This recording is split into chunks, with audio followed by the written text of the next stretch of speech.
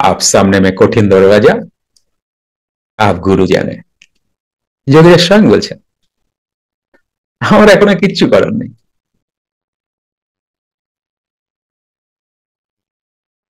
এই যে বলেছিলাম না গুরুবাদ, ভারতীয় সংস্কার, এই যে গুরু কোথায় লাগে বুঝতে পেরেছ?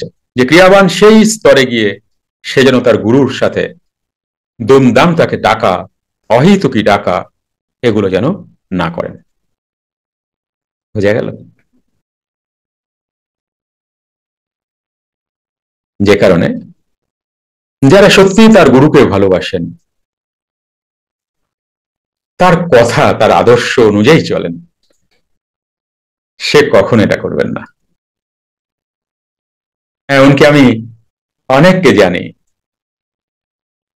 যাদের রোগ হওয়াতেও গুরুকে বলেননি, খুব কঠিন অবস্থা থেকেও গুরুকে বলেননি। এটাই অহংকার না, তার ইনার ফিলিং হয়তো এটা হতে পারে। আমার তো সবই তুমি জানো, আমি আর তোমায় কি বলি? তুমি যদি উচিত মনে করো তাহলে করে দিও, আর যদি উচিত না মনে করো, কারণ প্রারব্ধ কাটুক গুরু চাইবেন,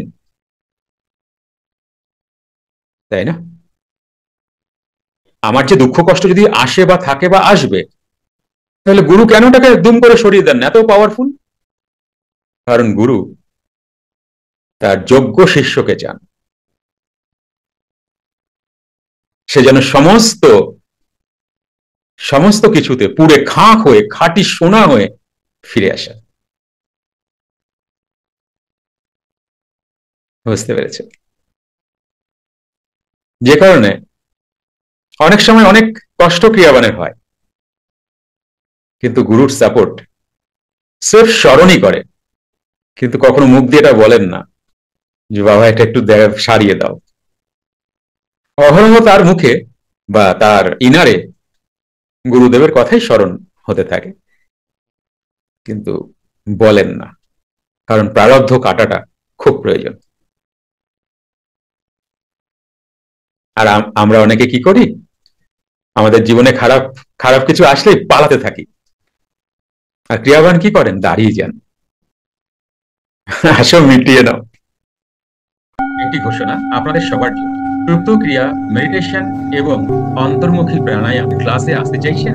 মঙ্গল, বুধ ও বৃহস্পতিবার আপনার বাড়ি বসেই জুম অনলাইনে এই ক্লাসটি করতে পারবেন। সময় সন্ধ্যা 8টা থেকে রাত 9টা অবধি। আসুন, ক্লাসে দেখা হবে।